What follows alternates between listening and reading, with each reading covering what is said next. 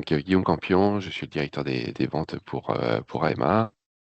Je suis accompagné effectivement sur cette présentation par David. David, je te laisse Bonjour te à tous, présenter. David Bensoussan, chirurgien vasculaire et directeur médical de Rofim.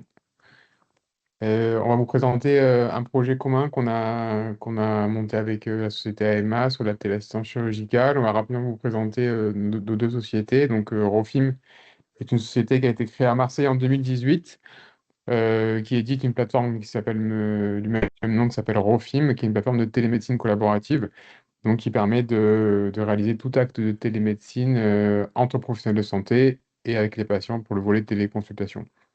On a réalisé 250 000 actes en 2023. On a un peu plus de 50 000 professionnels de santé qui utilisent la plateforme à ce jour dans 1400 établissements, avec une équipe de 25 collaborateurs et de gros investissements en R&D. On est soutenu par la Caisse des dépôts et par Orange.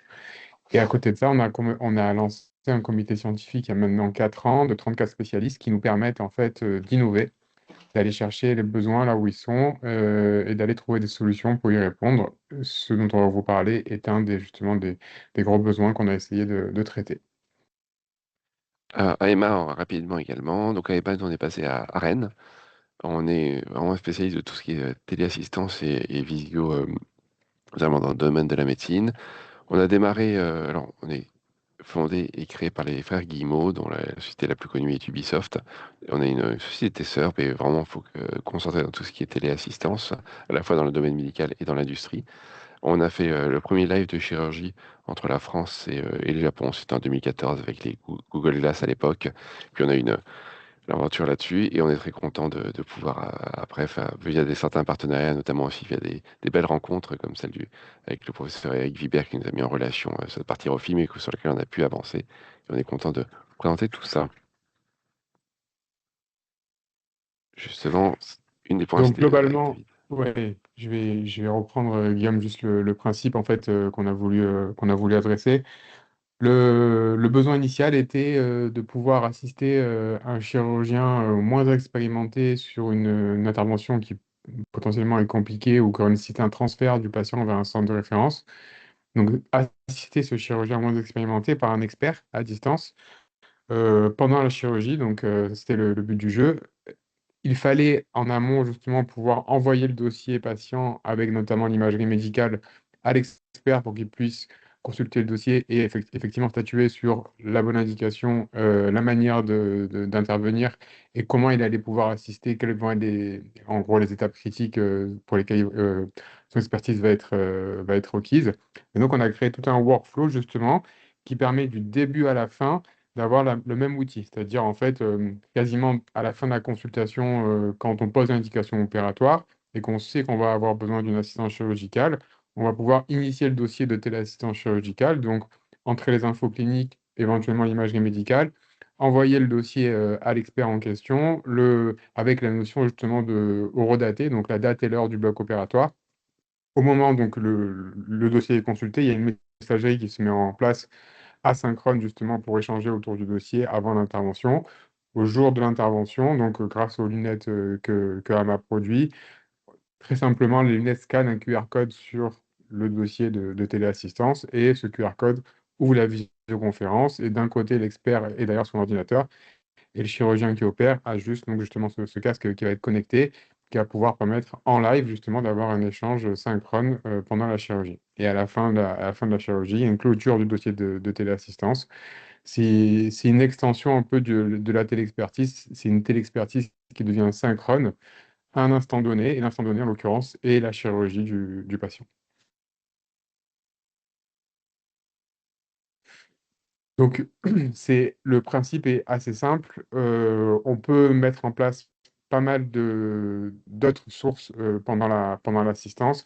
La principale source est le casque. Donc, justement, vous le verrez juste après, c'est un casque qui est hyper léger, qui se met sur la tête du chirurgien et qui permet en quasiment instantanément d'avoir justement accès au champ opératoire pour l'expert et d'avoir un kit manip dans le cas qui permet de discuter en fait avec le chirurgien expert. Ça marche très très bien. J'ai utilisé en pratique plusieurs fois l'année dernière. C'est hyper efficace. C'est le seul truc un peu marrant, c'est que quand je parlais justement avec l'expert qui m'assistait, les infirmières pensaient que je leur parlais au bloc opératoire, alors que non, je leur parlais pas, je parlais justement à quelqu'un qui était à 1000 km, mais elles ne voyaient pas justement, et et que moi, avait le retour audio justement de l'expert. Et donc c'est hyper simple à ce niveau-là, et après on peut rajouter justement des sources vidéo diverses, notamment une colonne de Célio, justement le retour vidéo d'un robot de chirurgie, ou même tout ce qui va être chirurgie sous rayon X, donc quand on fait de la chirurgie endovasculaire par exemple, ou donc on peut aussi retransmettre l'écran de Scopy, donc et avoir en live justement l'écran de rayon X en parallèle du champ opératoire côté expert. Exactement. Donc là, on va passer une petite vidéo qui va présenter ça. Vous me dites s'il y a bien le son. Je vais démarrer ça. Hello, as Maxime might told you, we discovered the AMA company a few months ago, thanks to one of our current French partner. And we thought it might be a good idea to show you what they offer, because they offer an easy remote solution. And I went to the operating room a few weeks ago to see how it works in real life conditions, and this is what I'm going to present now. C'est une vidéo qu'on a montée The justement promise of AMA avec is to activité make Edouard. remote Tu peux collaboration mettre pause, easy Guillaume, and une effective, seconde pour and expliquer here juste. Donc là, c'était au bloc opératoire, dans mon bloc opératoire. J'avais le casque justement qui était sous l'image de droite, vous voyez, donc j'ai le casque. Une fois qu'on l'a mis, on ne le sent plus, honnêtement, après on l'oublie. Et donc ce casque-là permettait de retransmettre le champ opératoire en live. Et à côté de ça, la première image, on voit qu'il y a une caméra, une deuxième caméra, qui est une caméra de salle en fait, qui n'est pas obligatoire, hein, on peut faire sans, mais qui donne en fait l'ambiance générale de la salle de salle de bloc. Et en fait, et sur l'écran de l'expert, on peut avoir donc justement ces deux vidéos, la vidéo principale qui est le champ opératoire bien sûr, et cette vidéo d'ambiance qui permet d'avoir une vue globale de la salle d'intervention. you have an overview of what is the material needed. You have one camera over the operating table, one camera on the head of the surgeon, and you will also need a mobile phone that will be connected to the online meeting. And here on the mobile phone, you have the point of view of this camera. Anyone with the link can connect to the secure online meeting with a laptop or a mobile phone. And AMA takes care of contacting the hospital and obtaining Wi-Fi access rights. It's also possible to connect via mobile connection sharing, but as we know, most of the time we have no signal in the operating room, so Wi-Fi access is the better option. Ouais, et là, As you can see c'est on the video. si je peux mettre pause une seconde, voilà, ce que je vous disais. Donc là, en l'occurrence, c'était la chirurgie endovasculaire, donc c'était sous rayon X. Donc c'est un écran de Scopy qui est en salle d'intervention. Des fois, il y a des salles hybrides, mais peu importe. En tout cas, il y avait donc justement cette source vidéo-là qui était justement le travail qu'on faisait sous rayon X au niveau de l'aorte en l'occurrence. Et donc là, il y avait trois sources vidéo qui étaient simultanées côté expert. Donc là, c'est la vision côté chirurgien qui va assister, donc le chirurgien qui est à distance, l'expert. Donc il avait donc justement l'écran Scopy et sur la gauche, il y a les deux caméras, la caméra qui est sur la tête du chirurgien et la caméra à la salle d'ambiance. Et on peut passer de l'une à l'autre sans aucun problème et donc de pouvoir justement voir ce qui est fait sous rayon X, passer pour voir ce qui est fait sur le champ opératoire et ainsi de suite. They also connect Scope screens to the online meeting, and the remote person can switch from one point of view to the other depending on what they need to see at the moment. In fact, the surgeon can see also what's on the main window in the online meeting thanks to a small screen that you can see just here. Honestly, at the beginning, I was very skeptical because the size is very small, but then I tested it and I discovered that the quality is very high and very good. And thanks to the inclination and the mobility of the screen that you can put on the place that you want Tu peux mettre over pause, your head. Guillaume, là. Ouais. Et là, donc, vous voyez, là, ce qui est pointé sur la flèche, là, c'est une caméra qui, en fait, qui est côté donc, chirurgien qui opère, qui a un retour vidéo, en fait, qui a un retour de ce que l'expert voit et l'expert a sur son écran. Et on peut la mettre dans le champ de vision, on peut l'enlever. En l'occurrence, moi, je l'avais enlevé, je n'avais pas besoin de ça. Mais si on la met, en fait, on a le retour en live de ce que voit l'expert. Et c'est utile surtout pour une chose, c'est que l'expert à distance peut mettre des annotations sur le champ opératoire, tirer des traits, mettre des flèches. Et en fait, ces flèches-là, ces indications peuvent être visibles justement par le chirurgien qui opère en main libre, du coup. On peut le voir dans le on peut le voir dans le champ visuel, mais tout en ayant les mains libres sans devoir toucher un écran, une caméra, un téléphone. Ouais. At the same position as you can see on the picture. It doesn't bother the surgeon is his field of vision when practicing. The remote person can take pictures directly within the Voilà. meeting and write on Et it. là, c'est bon, je pense que tu peux mettre pause, après on s'arrêtera là. Et donc là, vous voyez justement là sur l'écran de droite, côté expert, l'expert a mis des traits sur, justement, c'était des traits liés justement à la position de l'aorte et la position de la prothèse qu'il fallait larguer. Et ces traits-là peuvent être visibles justement par le chirurgien, ce que je vous expliquais, par le chirurgien qui opère grâce à ce petit retour vidéo qu'il peut avoir dans le champ de vision. Donc c'est hyper utile.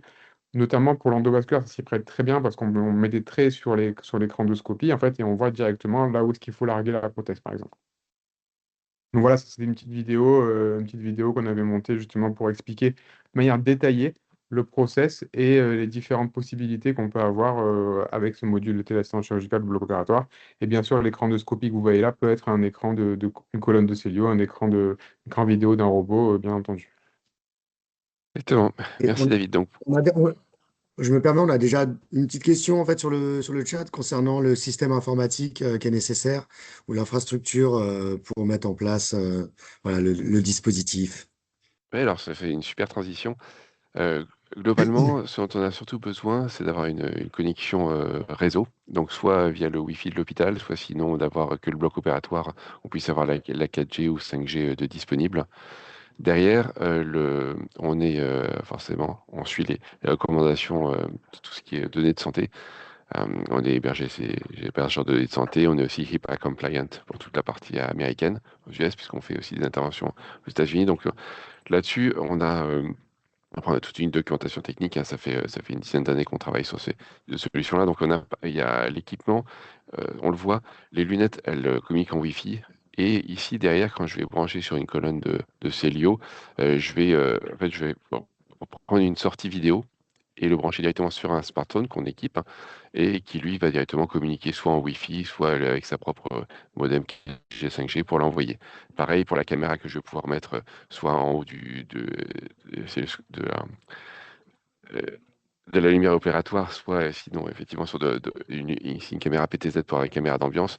À chaque fois, on l'équipe soit sur le même smartphone, soit sur un autre smartphone qu'on va venir brancher derrière. Donc on n'a pas besoin, de nouveau, on est vraiment sur quelque chose d'assez flexible, un peu le Moon qu'on a vu tout à l'heure effectivement par rapport au robot. Et bien là, on va se positionner effectivement sur quelque chose d'assez simple et très aussi euh, flexible et qui peut s'adapter dans tout système. Donc on vient, voilà, on n'a pas besoin de rechanger tout l'équipement du bloc opératoire. On vient avec ça tient dans une mallette qu'on met la lunette sur la tête du chirurgien et puis différents systèmes d'ajout pour repiquer d'autres signaux vidéo qui sont disponibles. Et ce qui est bien, c'est que c'est autonome, hein. En termes de réseau, on peut le lancer et on peut démarrer des téléassistances chirurgicales en autonomie avec le téléphone qui est rattaché justement aux lunettes.